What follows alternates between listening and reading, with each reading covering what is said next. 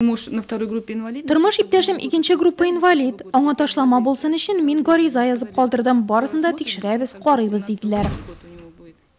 Һәм шундый сораулар белән бүген салым инспекциясына мөрәҗәгать итүчеләр шактый булды.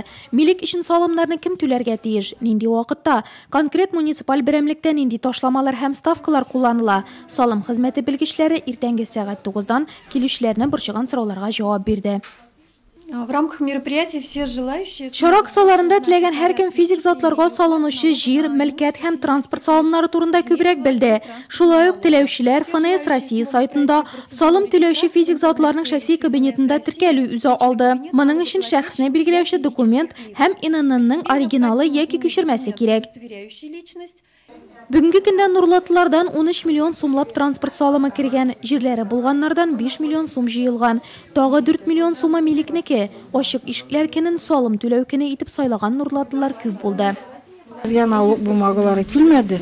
Килдем белергә. Вдруг килмәсә аннары пенсия дип әйтәләр. Куркыла бит. Аңлаттылар, әйттеләр. Иненең бу кагазлары кирәк, шуның белән килергә диделәр, язып бирәбез диделәр. Узак диген. Бүген салым инспекциясына килә алмаганнарга борчыларга сәбәп юк. Шимбә көне иртәнге сәгать 10-нан 15 сәгатькә кадәр ишекләр янә ачык булачак.